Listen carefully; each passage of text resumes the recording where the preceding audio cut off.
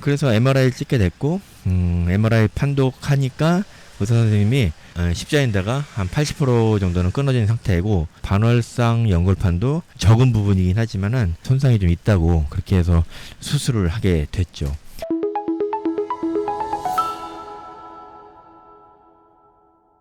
안녕하세요, 현관장입니다. 오늘은 제가 음성으로 유튜브 영상을 올리게 됐는데요. 제 무릎 얘기를 한번 해볼까 합니다.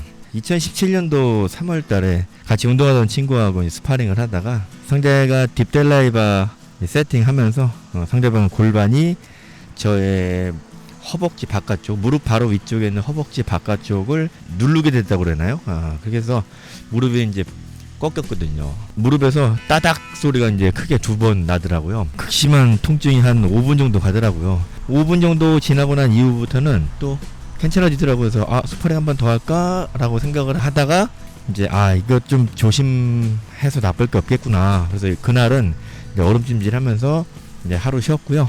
그 다음날 병원에 갔더니 무릎에 주사기를 꽂고 이제 관절액을 좀 뽑아보고 난 다음에 거기 피가 보이면은 관절에 손상이 있는 겁니다. 그러면은 MRI 찍어보셔야 됩니다. 의사 선생님이 그렇게 말씀하시더라고요. 그래서 뽑아봤는데 완전히 피가 많이 나왔죠. 무릎에 붓기도 좀 있었고요.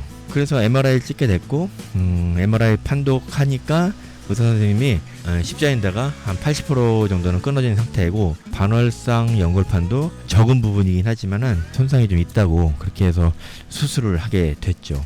십자인대 재건술이라고 얘기를 하더라고요. 십자인대 재건술에는 크게 2가지가 있어요. 하나는 자가건, 내 몸에 있는 인대를 구해서 이식하는 그런 수술이고요. 또 하나는 타가건이 있어요. 타가건은 남의 인대, 그러니까 기증받은 인대를 제 수술 부위에다가 이식을 하는 그런 수술인데, 저는 타가건으로 했습니다. 그 당시 담당 선생님한테 가급적이면은 흑형의 인대로 해달라고 농담 한번 했던 기억도 나는데요. 어찌됐든 수술을 했어요. 수술은 한 2-3시간 정도 걸렸던 것 같고요. 회복도 빨랐고 남들보다 전반적으로 수술 경과도 굉장히 좋았어요.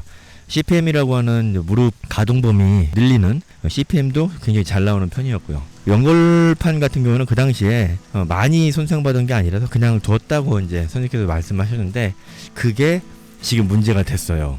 3년 좀 더 지났는데 지금 수술한지요. 한 몇 주 전부터 이제 무릎 뒤쪽에 볼록하게 혹처럼, 오금이죠? 오금에 볼록하게 혹처럼 물혹이 튀어나오더라고요. 그래서 병원에 가봤더니 베이커시 낭종이라는, 슬화 낭종이라는 판명을 받았고, 우선은 너무 그 부분이 불편해가지고 주사기 꽂고 이제 액을 빼긴 뺐어요. 나중에 알고 보니까는 그거 빼는 거는 뭐 일시적인 잠깐 무릎에 어떤 그 이물감이라든지 그런 거를 좀 줄여주는 역할만 할 뿐이고, 원천적인 원인 제거는 할 수 없다는 걸 알게 됐고요.